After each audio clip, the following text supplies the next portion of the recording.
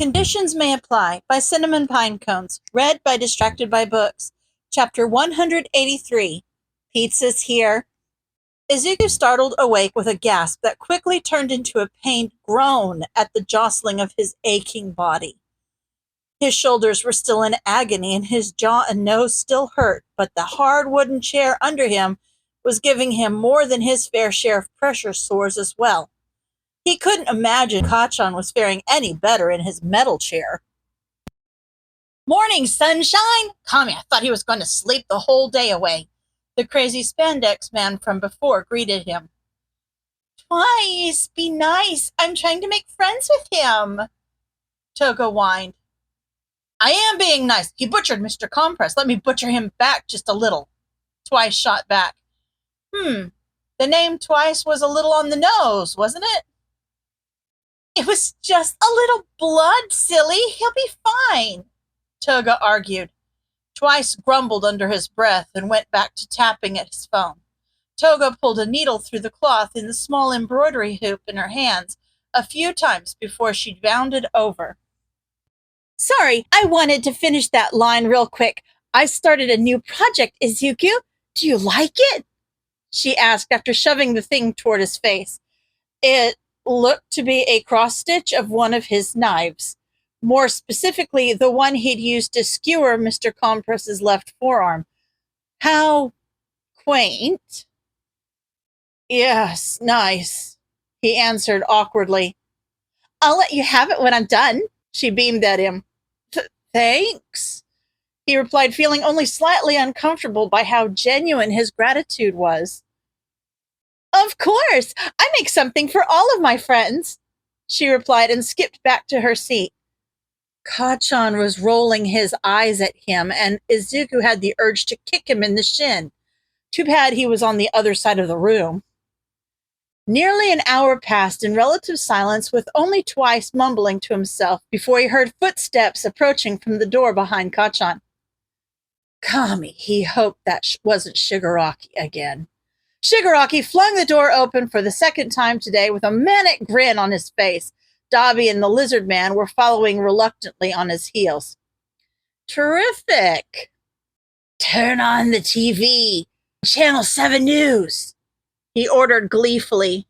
Kurogiri did as he was told, and Izuku's stomach dropped when he saw Eraser sitting front and center at a press conference. He looked awful. His hair was pulled back, his face was clean-shaven, and he was wearing makeup. He looked nothing like himself. It kind of hurt to watch. "They're fumbling," Shigaraki giggled. Izuku ignored him and focused on the broadcast. Some reporter was in the middle of asking a question, and Eraser looked like he was ready to string him up from the rafters and leave him there. Clearly very strong, but the entire country saw how violent Bakugo can be. We've all seen the hairline trigger his temper is tied to. They both came from the same school as well, Aldera Junior High, which has since been shut down for, quote, gross negligence and quirk discrimination, close quote, according to an investigation that has been launched by UA itself. These boys clearly have a troubled past. What if they're brainwashing them right now, luring them to the path of evil? How can you sit there and tell us with such certainty that they still have a future? The reporter slung the question like an insult. Eraser stood up with his hands clenched into fists, and Izuku was worried he was about to snap on national television.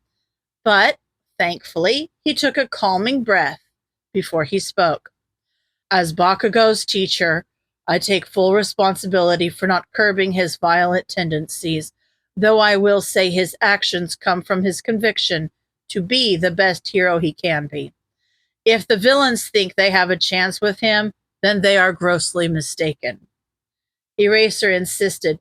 "As for Midoriya, it is far more likely that he will convince the League to join a rehabilitation program of their own volition than join their ranks himself. I have seen how deeply he cares for others, especially those who don't deserve that care."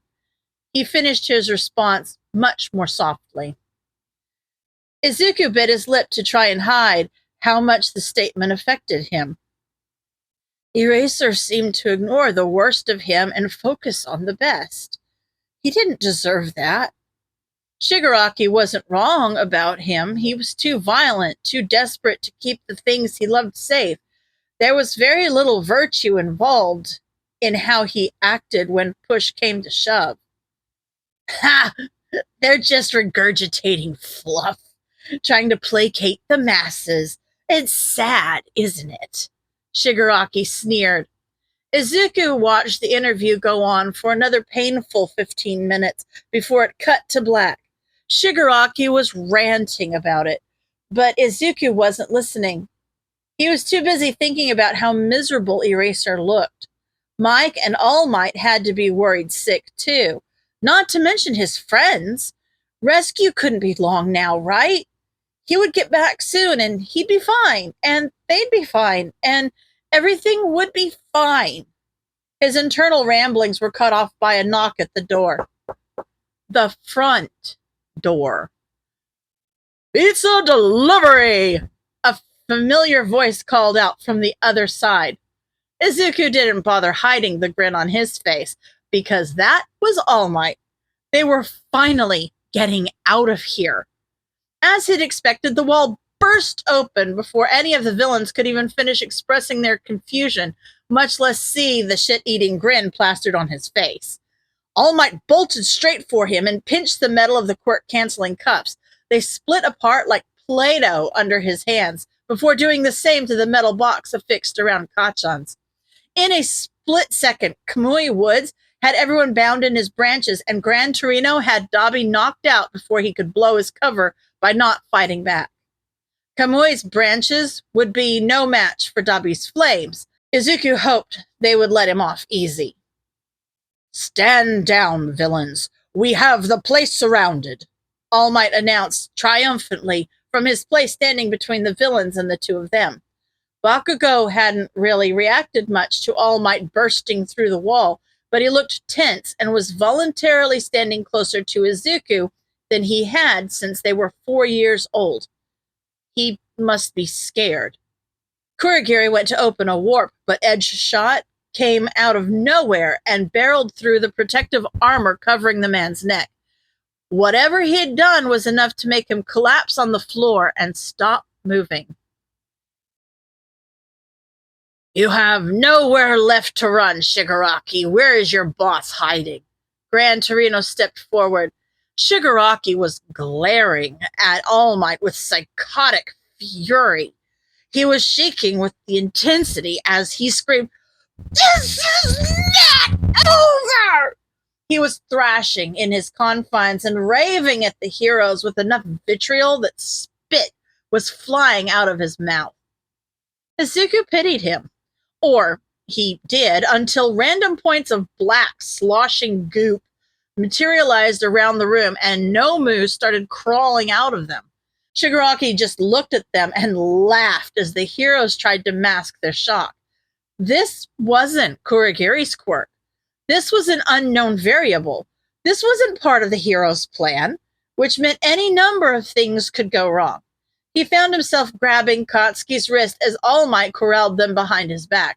For all the protecting they had been prepared to do, there was nothing either of them could do to stop Kachan's body melting away into the same black goop and disappearing. He heard All Might uselessly screaming, "No!" before Izuku also disappeared into the viscous substance that had taken Kachan. The side of town that Yaoyorozu's Traku brought them to was one that Hitoshi was sure he would get in trouble for even walking around if his mother found out. The streets were desolate and eerily quiet. He supposed there wasn't much of anything to do here at 9 o'clock on a weekday. All the buildings looked to be worn-down warehouses, and everyone seemed to have packed it up for the day. Or possibly the decade.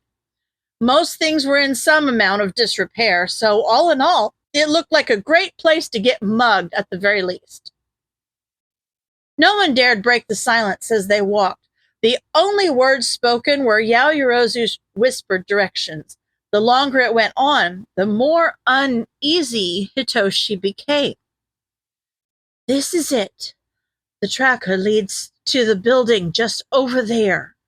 Yaoyorozu gestured past the wall in front of them.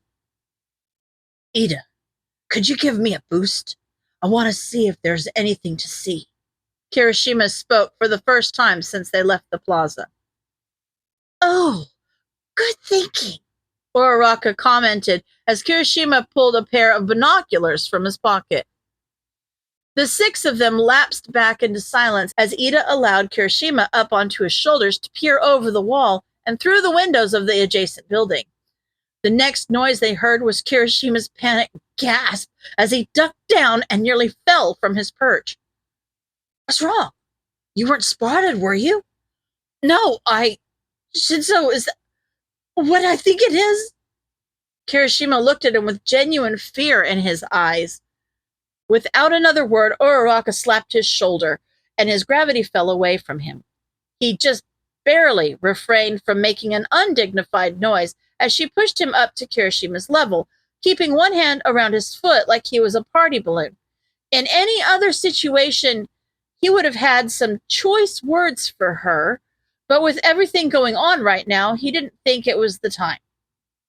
He just took the offered binoculars and nearly fumbled them when he saw what Kirishima had spotted. There were vats of bubbling liquid that showed the vague outline of massive, hulking mutated forms through the murky depths. The only part of the creatures that stuck out over these pods was an exposed brain, just like all the Nomu. Kami, there must be at least 24 of them.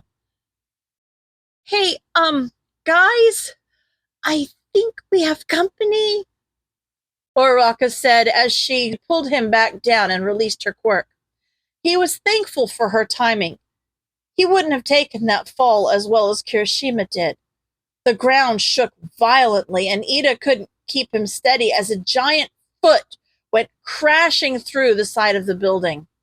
Is that Mount Lady? Todoroki asked. The wall they had been hiding behind was damaged a few yards away.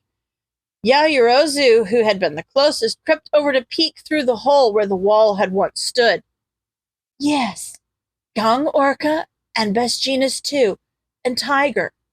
Are those all Nomu? She answered, sounding reassured before trailing off. They all crowded around the hole in the wall to peer out at the scene unfolding. Best Genus had had his hands full with a half-dozen Nomus, all restrained with the threads of his costume. Mount Lady held another 4 in each hand, but Tiger and Gang Orca were standing with the missing pussycat ragdoll, who was presently, living up to her name. She was completely limp and unresponsive in Tiger's arms. They were in these, incubation pods? That's all we saw when Kirishima started to explain. Doesn't matter what you saw. They clearly have this handled. Let's get out of here. Uraraka butted in. No, look. Ragdoll is there. So Izuku has to be here too. We can't leave until Hitoshi cut himself off when something in the air shifted. A sense of dread washed over him, and for a brief moment of insanity, he thought this was probably what Mom's quirk could feel like if she had the stomach to use it like this. Even the heroes faltered and looked up into the portion of the building that was still standing, even though it was too shrouded in darkness to see a thing. I'm sorry, Tiger, but Ragdoll's quirk was so useful, I just had to take it. How could I not? A man's voice called out with a hollow facade of saccharine sweetness. Are you with the League? Gang Orca demanded to know, his voice impressively steady. The man ignored him. Since my body was mostly destroyed, I haven't been able to stock up on quirks. The figure in the shadows continued. the sound of his footsteps getting closer and closer. "Don't move," Gong Orca demanded much more firmly this time. Again, the man ignored him. He stepped forward into the light, a tall, broad-shouldered man in a well-tailored suit. If it weren't for the helmet he wore, he would have been completely unremarkable. Best Jeanist didn't let him take another step forward. He used his quirk on the expensive suit the man wore and used the threads to bind him in place. Hitoshi didn't even have the time to think that that might have been a poor decision before the ground shook and he was sprawled out on a mound of rubble. It was like the whole world blew up, but somehow he was still alive. All of them were. Well, he couldn't tell if the heroes were all right. The dust was still settling, but he couldn't see any of the silhouettes where he remembered them being. The man was now levitating over the ground and looking down at where they had been. Tomura has finally started thinking rationally and making decisions by himself. I do wish that you hadn't got in his way. Now, then, shall we begin? The man spoke to seemingly no one. He chuckled when no one replied. The dust was settling, and Hitoshi watched the man pull his attention upward. He could see the heroes now. They were all just sprawled out as his classmates were, though they were in decidedly worse shape. Best Jeanist's arms were exposed and covered in blood. The man laughed again and started clapping slowly and insincerely. I see why you're the number 4 hero, Best Jeanist. That blast should have taken out all of you, but you were able to manipulate everyone's clothing and pull them out of the way just in time. Quick thinking. Consider me impressed. He monologued to the fallen hero. Hitoshi could see him struggling to get up, and if he wasn't so scared to move, he would have begged him to stay down. But Best Jeanist was a hero, so of course he didn't stay down. He sent another desperate attack toward the villain, and Hitoshi couldn't even process what he was seeing fast enough to understand what happened.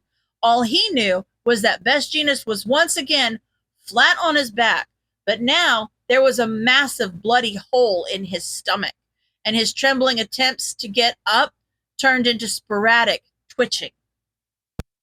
I see. Your strength comes from practice and practical experience, not raw power.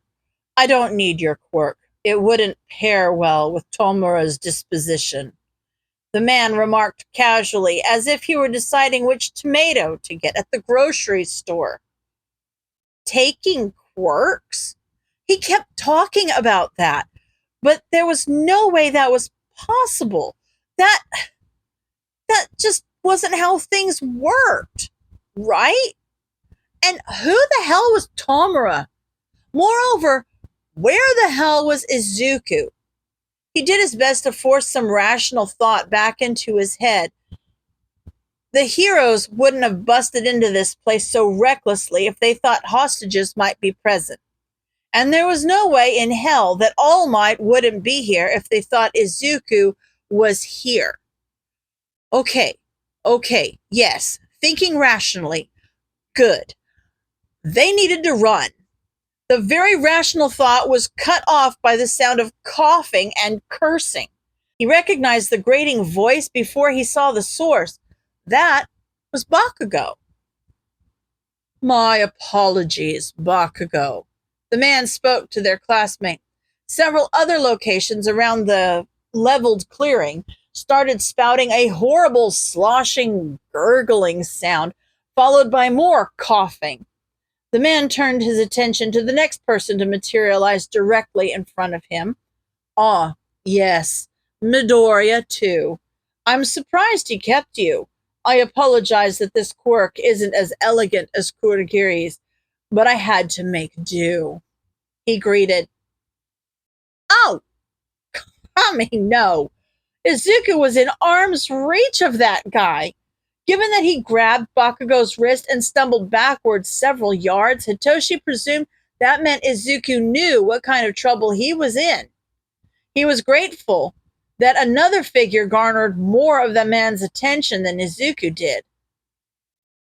So you failed once more, Tomura, he observed without judgment. You must not be discouraged. You'll try again. That's why I brought your associates back with you, even these children, because you judged that they were important pieces on your game board. The man spoke with kindness as he walked over to, was that Shigaraki? He offered a hand to the younger villain who was kneeling on the ground before him. Start over as many times as it takes. I am here to provide you with help. All of this is for you, he reaffirmed like a doting father. When Shigaraki got to his feet, the man rested his hand on his shoulder gently. Neither of them spoke until the man turned around again. Ah, there you are, he said pleasantly to the place in front of himself where no one stood. Well, no one had been standing there before what looked like a missile hit the man at full force. No, not a missile. That was All Might. The force of the impact blew everyone in the clearing back several yards. Well, everyone except the man who was still standing only a few feet from where he'd been before, with both of All Might's fists clenched in his hands. Kami, did he just catch All Might's punch? I'll have you return my students, all for one, All Might growled at him. The man, all for one, seemed unaffected. He scoffed in All Might's face. Have you come to kill me a second time, All Might? He asked like a challenge. It took you long enough to find us. It's only 5 kilometers from the bar to here, and yet it was over 30 seconds after I sent the Nomu that you arrived. You've gotten weaker. You're one to talk. It's hard to ignore that fancy little life support you've got around your neck. Aren't you overexerting yourself? All Might sneered back. I won't repeat the mistake I made 5 years ago, you hear me? I will take my students back, and I will make sure you're locked up for the rest of your sad life, right along with your despicable League of Villains. Hitoshi hadn't seen All Might this intense since the USJ. It felt like the whole scene unfolding in front of him was a breach of privacy, like he was listening in on state secrets. Sounds like you've got your work cut out for you. This will be hard for us both. All for One replied far more casually as All Might charged him. He only lifted one hand to send All Might crashing through several blocks worth of buildings. The path of destruction echoed back toward them, and his ears were ringing from it. Izuku was screaming before Hitoshi could even process the flash of green lightning that shot straight for the man's head. All for One had caught the kick Izuku had aimed at his neck and was holding him up by the ankle as if he didn't weigh a thing. However, Hitoshi noted that the force of the blow pushed the man back almost as far as All Might had. That was awfully brazen, he chided, as if he'd just caught a child with their hand in the cookie jar. Izuku responded by using his free leg to kick the man in the armpit hard enough to release him. Hitoshi couldn't follow the blur of green fast enough to see what was happening, but eventually All for One caught Izuku by the wrist, and he cried out in pain as he was lifted off the ground again. All for One seemed no worse for wear, but Izuku certainly did. His teeth were clenched, and he was using his free hand to try to support his shoulder. He wasn't fighting back anymore. Tomura, I think you were right about this one. Keep him close at hand for me, would you? All for One said almost gleefully before throwing Izuku at Shigaraki's feet. He took Izuku's brief moment of disorientation to send some sort of jagged spikes from his fingertips into the prone form of the warp villain. A portal opened above the man's body, seemingly without his volition. He still appeared to be unconscious where he lay on the ground, twitching. "Leave this place," All for One commanded. "But, Master, what about you?" Shigaraki replied with what sounded like genuine concern. "You're not thinking, Tomura. There remains much room for you to grow." All for One responded as All Might barreled back into the fight. From there, the clearing became a free-for-all. The League was doing its best to wrestle Izuku and Bakugo back through the portal, and All Might was doing his best to stop them while fighting All for One. Izuku and Bakugo were outnumbered 5-2, and for once, it was looking like All Might was outclassed. Things were not going well. "We need to get them out of here. All Might can't fight while they're still stuck." Hitoshi surprised himself when he spoke to the group. "Okay, so what's the plan then?" Uraraka asked, uncertainty evident in her tone. "Izuku isn't going to leave willingly.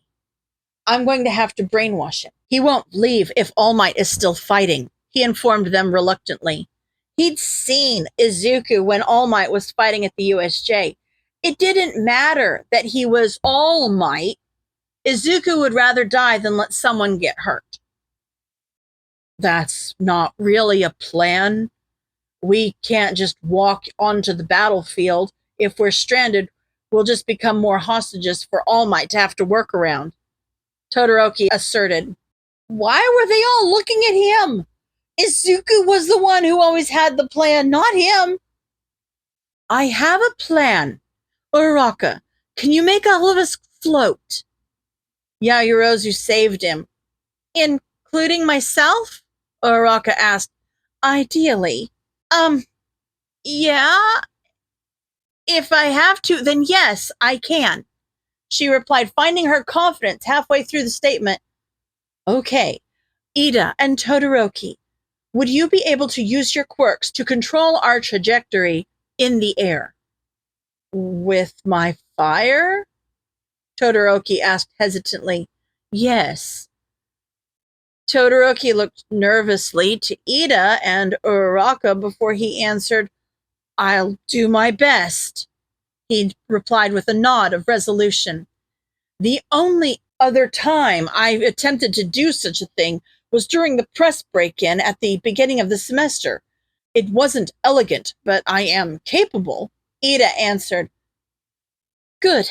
Okay. This will work." Yaoyorozu paused and added confidence to her voice like everyone else had. "Kirishima, you're in charge of making sure we catch Bakugo, and I will make sure we catch Midoriya. Shinso, you call out to Midoriya first, get him to jump to us. Then Kirishima, prompt Bakugo if he doesn't follow. Todoroki, use your ice to make us a ramp to get above the field, and Ida, get us enough momentum to clear it. Does everyone know what to do?" Hitoshi nodded grimly. He knew what had to be done. Uraraka brushed her fingers against everyone but Ida, and they held on to each other tight as Todoroki made Ida a ramp to run up. The moment they reached the end of the ramp, Uraraka took Ida's gravity away too, and they were free-flying over the battlefield. As soon as they were in view, Hitoshi reached out with his mind and shouted desperately for his friend, "Izuku!" End of chapter.